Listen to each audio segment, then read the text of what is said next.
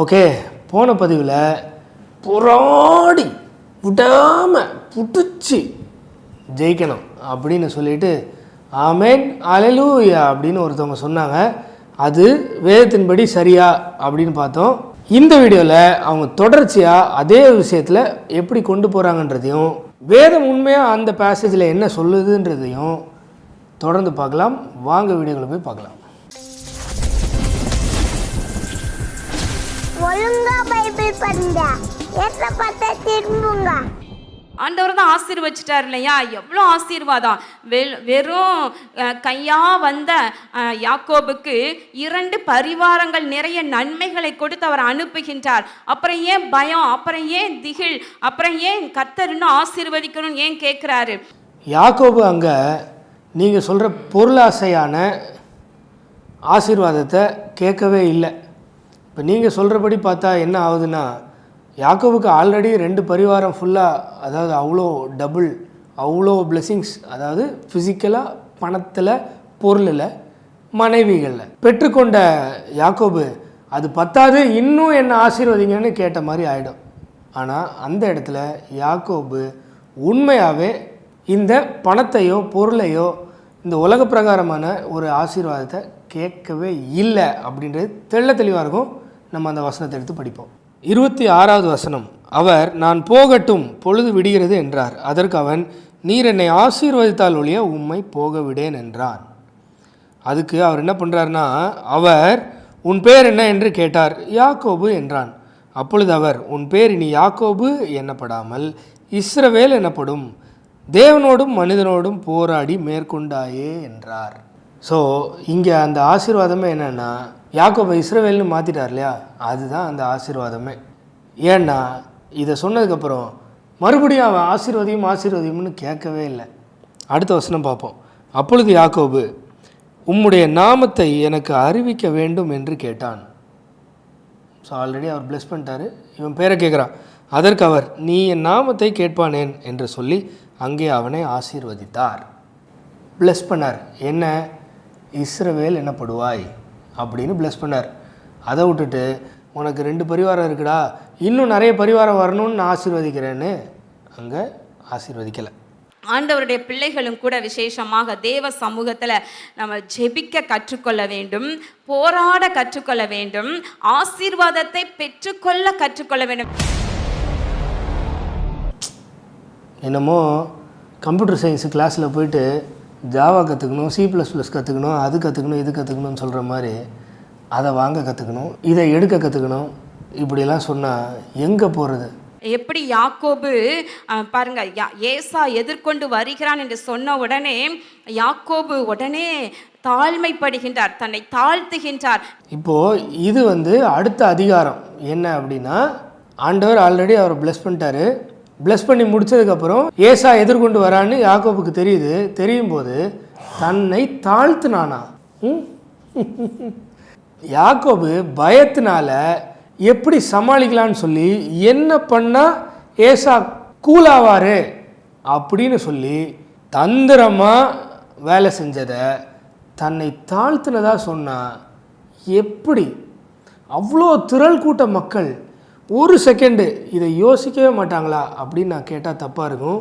இதை எடுத்து வாசிக்கவே மாட்டாங்களா? ஏன்னா வாசித்தா தானே யோசிக்கவே முடியும். வெகுமானங்களை அனுப்பி வைக்கின்றார். தன்னுடைய சகோதரன் தன்மேல் தயவு பாராட்டட்டும் என்று சொல்லி தாழ்த்துகின்றார். இப்போ ஆண்டவர் சமூகத்தில் அவன் செய்கிற காரியங்களெல்லாம் சரியாக செய்து நீதியாய் செய்து பின்பு ஆண்டவர்கிட்ட போராடுகின்றார், என்னை நீர் ஆசீர்வதிக்க வேண்டும் என்று சொல்லி. ஆக்சுவலாக இவங்க இதை எதுக்கு சொல்கிறாங்கன்னா, நம்ம ஆண்டவர்கிட்ட போகிறதுக்கு முன்னாடி நம்ம எல்லாம் கரை திரை அற்றவர்களாகி நம்மளுடைய தவறுகளெல்லாம் எல்லாம் அறிக்கை செஞ்சு மன்னிப்பு கேட்டு தூய்மை ஆகிட்டு ஆண்டவர்கிட்ட போனால் ஆண்டவர் கொடுத்துருவாரு அப்படின்னு ஒரு வழியாக பாரம்பரியமாக நமக்கு சொல்லி வச்சுருக்காங்க இல்லையா. அதை இங்கே ரிலேட் பண்ணி சொல்ல ட்ரை பண்ணுறாங்க. ஆனால் பயங்கரமாக மிஸ் ஆகுது. ஏன் அப்படின்னு அந்த பேசேஜ் எடுத்து படிப்போம். ஆக்சுவலாக ஆண்டவர்கிட்ட யாக்கோபு தன்னை தாழ்த்தி, நான் தாழ்த்திட்டேன், இனிமேல் ஆண்டவர்கிட்ட போராடணும், ஆண்டவர்கிட்ட போராடி நம்ம ஆசீர்வாதத்தை பெற்றுக்கொள்ளணும்னு நினைக்கவே இல்லை. ஃபஸ்ட்டு யாக்கோபு அங்கேருந்து பிரயாணம் பண்ணி வரும்போது ஏசா கிட்டத்தட்ட 400 பேரோடு எதிர்கொண்டு வரா அப்படின்ற விஷயம் தெரிஞ்ச உடனே பயந்துட்டான். ஏன்னா சேஷ்ட புத்திர பாகத்தை வஞ்சித்து எடுத்துட்டான் இல்லையா, அதனால பயந்துட்டான். ஏன்னா ஏசா வந்து இவனை ஏதாவது பண்ணிவிடுவான், கண்டிப்பாக சம கோவத்தில் இருப்பான் அப்படின்னு. அதனால ஏசா கிட்டேருந்து தப்பிக்கிறதுக்கு யாக்கோபு ஒரு எத்தனானபடினால பிளான் பண்ணி முதல்ல வெகுமதிகளை அனுப்புவோம். ஸோ அதையும் 2ஆக பிரித்து அனுப்புவோம். ஒன்று காலி ஆனாலும் அடுத்தது இருக்கும். போகிறவங்க எல்லாம் என்னுடைய ஆண்டவன்மார் ஏசாவுக்கு கொடுக்குறாங்கன்னு சொல்லி அனுப்புவோம் இப்படின்னு அனுப்பி முடிக்கிறா போல். அனுப்பிட்டு ஃபேமிலி அவனுடைய பிலாங்கிங்ஸ் எல்லாத்தையுமே அந்த ஆற்றை கடக்க வச்சிடறா போல். கடக்க வச்சுட்டு 23வது வசனம், அவர்களையும் சேர்ந்து ஆற்றை கடக்க பண்ணி தனக்கு உண்டான யாவையும் அக்கறைப்படுத்தினான். 24வது வசனம், யாக்கோபு பிந்தி தனித்திருந்தான். அதாவது யாக்கோபு தன்னுடைய செயல்களெல்லாம் சரிப்படுத்திக்கிட்டு ஆண்டவர்கிட்ட போய் போராடி ஆசீர்வாதத்தை பெற்றுக்கொள்ள போகிறான் அப்படின்னு இல்லை. நல்லா படிங்க. யாக்கோபு ஏசாக்காக இது எல்லாத்தையும் செஞ்சுட்டு மொத்த பிலாங்கிங்ஸையும் அக்கறைப்படுத்திட்டு என்ன பண்ணுறாரு, யாக்கோபு பிந்தி தனித்திருந்தான். அப்பொழுது ஒரு புருஷன் பொழுது விடியும் அளவும் அவனுடனே போராடி. யார் போராடினா, யாக்கோபா இல்லை புருஷனா சொல்லுங்கள்? யாக்கோபு தன்னை கரெக்ட் பண்ணிவிட்டு ஓகே நம்ம எல்லாம் கரெக்ட் பண்ணிட்டோம், இப்போ ஆசீர்வாதத்துக்காக ஆண்டவர்கிட்ட போராடணுன்ட்டு போராடினாரா? இல்லை.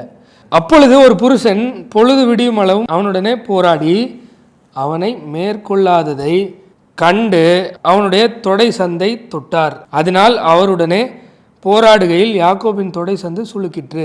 நம்மளும் கூட நம்முடைய வாழ்க்கையில் எந்தெந்த பகுதியெல்லாம் சரி பண்ணணும் அப்படின்னு சொல்லி சரி பண்ணி விட்டு நம்மை தாழ்த்தி ஆண்டவர் சமூகத்தில் என்னை ஆசீர்வதியும் ஆண்டவரே, என்னுடைய பிள்ளைகளை ஆசீர்வதியும், என்னுடைய குடும்பத்தை ஆசீர்வதியும் என்று சொல்லி போராட வேண்டும்.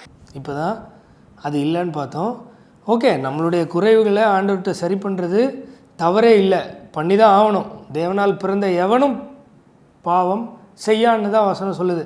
அதன் அடிப்படையில் ஆப்வியஸாக மறுபடியும் பிறந்தவன் அப்படி தான் இருப்பான், எப்போவுமே ஆண்டவரோடு தான் இருப்பான். ஆனால் நம்ம இதெல்லாம் சரி பண்ணிவிட்டு ஆசீர்வாதத்துக்காக போராட வேணும் அப்படின்றதுக்காக இங்கே நம்மளை எல்லாம் சரி பண்ணணும்னு சொல்கிறாங்க பார்த்தீங்களா? இதுதான் இருக்கிறதுலே மோசமான வஞ்சனை.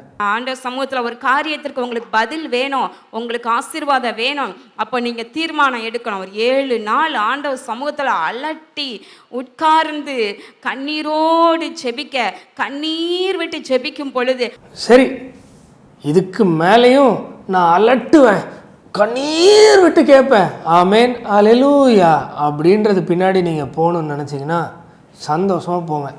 இல்லை நான் வேதத்துக்கு திரும்பி ஆண்டவருடைய பிள்ளையாக மாறணும்னு நினச்சிங்கன்னா இப்போவுமே உங்கள் கையில் இருக்கிற வேதத்தை வாசித்து திறந்த மனதோட ஆண்டவர்கிட்ட திரும்புங்க. பாய்.